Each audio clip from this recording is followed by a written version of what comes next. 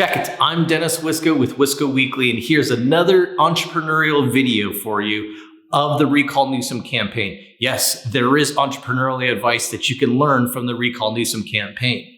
Last week, we heard from Mr. Orrin Heatley, a lead proponent of the campaign, essentially the lead executive of the Recall Newsom campaign. He described for us the cost per signature, as well as the management strategy that he deployed to get to this point of recalling Gavin Newsom.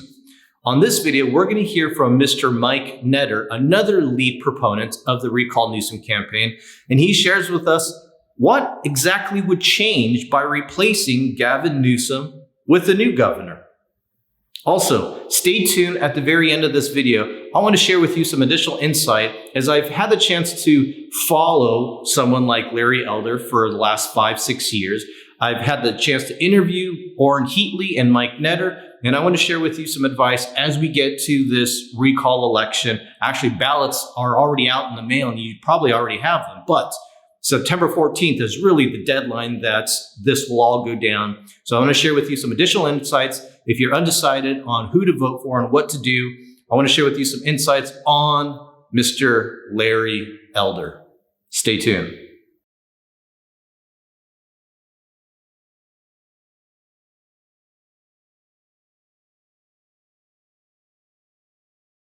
What would change by having someone like Newsom out of office? And again, okay, go ahead. Please go ahead. What would change is this. If we had a governor that wasn't beholding a liberal interest and had some guts, for example, they would take and pay, instead of doing recall rebates, and I don't want to go into even the legal immigration part, because we still have 2.5 million undocumented workers in the state. And it's not a matter of people versus the undocumented workers. The point is, you can't flood a state with cheap labor, right? That isn't subject to minimum wage, which is still going to need to make a living, up the workers' minimum wage, not pay off. You could immediately, with Gavin out of office, pay off the $25 billion. He's got a $72 billion surplus this year. Isn't that the choice of the next governor? And, I think it's always that's my point. Gavin should make that. That's why we need a new governor. Well, I guess one of the things I will always come back to in a discussion like this, where it's like, well, we need a new change of leadership to fix the economy, to pay off debts. And essentially, we need to replace a Democrat with a Republican. And in my eyes, at some point, you're just going to you might replace one party with the next. But what makes you think that the next party is going to affect the change that you want? What makes you think that the unemployment fund is going to be paid off? What makes you think that the teachers' pensions funds and the big unions are going to be fought? Because here's the thing. The movement of recallgavin2020.com is a grassroots movement by the people.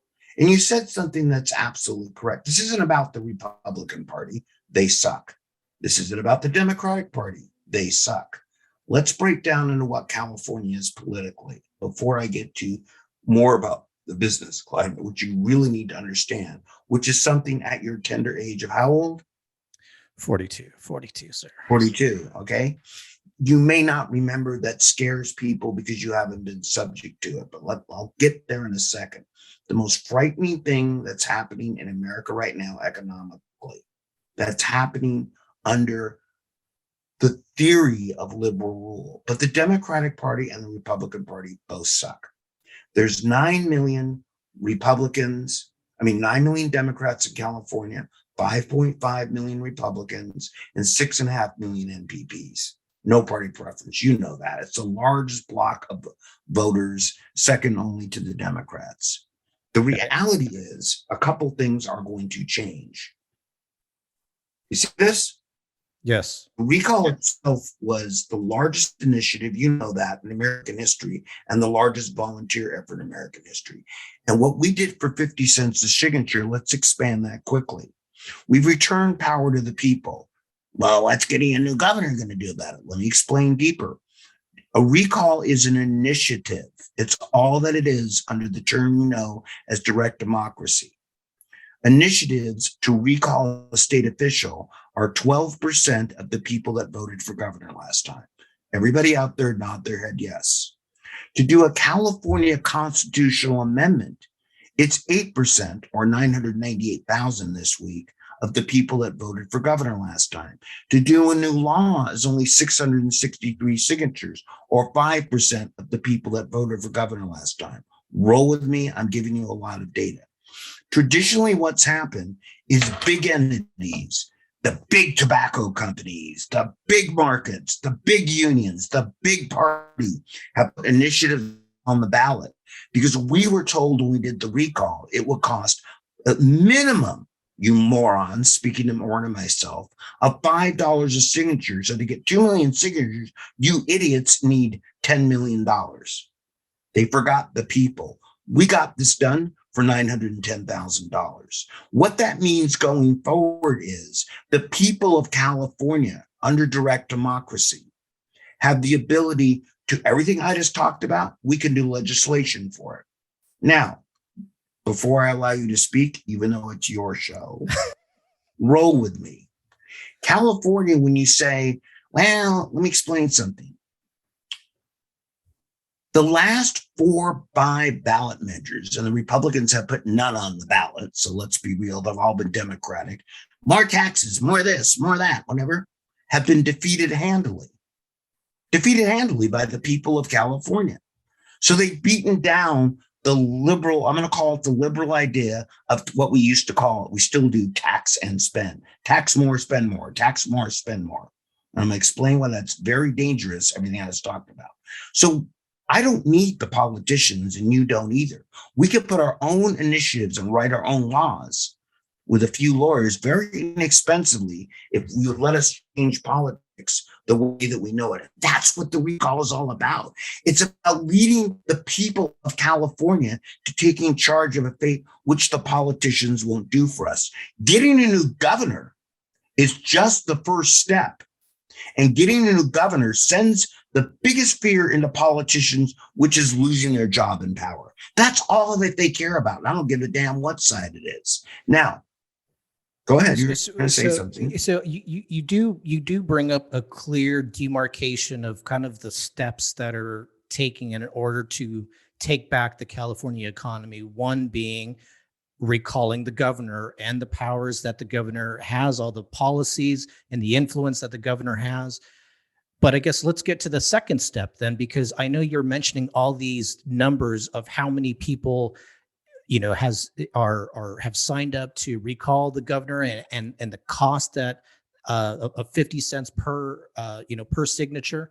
So there is a grassroots movement, but what does that translate to then after presumably the governor is recalled? How do the California citizens take their economy back? Well, the way they take their economy back is for starting to get some make sense initiatives on the ballot. Okay. And those initiatives are one. How about some water bonds? The reality is that, in case you haven't noticed, we have a water shortage. And people always want to argue about climate change. I don't really give a damn what caused climate change. We don't have enough water. Okay, let me play the antagonist here. You're talking about a water bond. I see tax and spend again.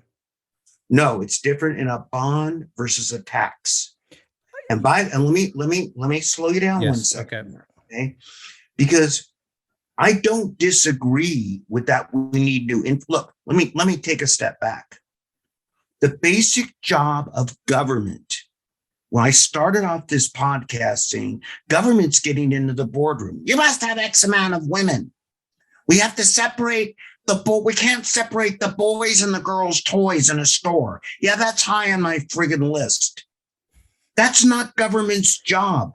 Government's basic job is to provide infrastructure, roads, water, electricity, keep my house from burning down, police protection.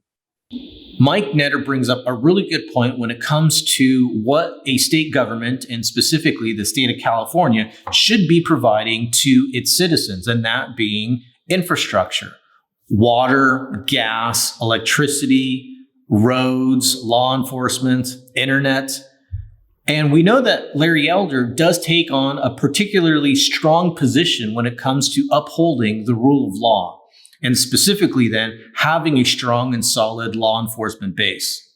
We know that Larry Elder is a big opponent of big unions. We know that he is a big proponent of school choice. And we know that Larry Elder wants to take on the big problem of the homelessness crisis in the state of California. And this takes us to our lesson of leaders and electing leaders. Leaders will always have their own priorities of what they believe to be the biggest issues that are facing government or business. And hopefully they also have the competence and they have the strengths and the experience to take on those big problems that they've identified. And then there's the other side of the equation where there's people like us who we have our own idea of what are the big problems of government and of business. And the prisoner's dilemma then, and it is a prisoner's dilemma because there's really no good options. There's only strategic options. The prisoner's dilemma is you can choose to uphold your own principles and say, I only want a leader that's going to solve my problems. And hence, if there's no leader to solve those problems, then there's no electing that particular candidate or any of the candidates that are being proposed. On the other side, you can say, well, I will look at the leaders, I will look at the candidates who are a possible leader and whatever strengths and experience they could bring to the table. And if they are able to solve those problems that they identify to be as big problems, then I will look to vote for that candidate. I will look to elect that leader. The compromise, though, will come when you can calculate, can that leader outperform on those issues that they find to be the most important? If they can outperform on those issues, then you will have the best of cooperation and equilibrium. And it's satisfactory. It's not great. It's a passing grade. And that's all you can hope for when you elect a new leader in the position of government or in business.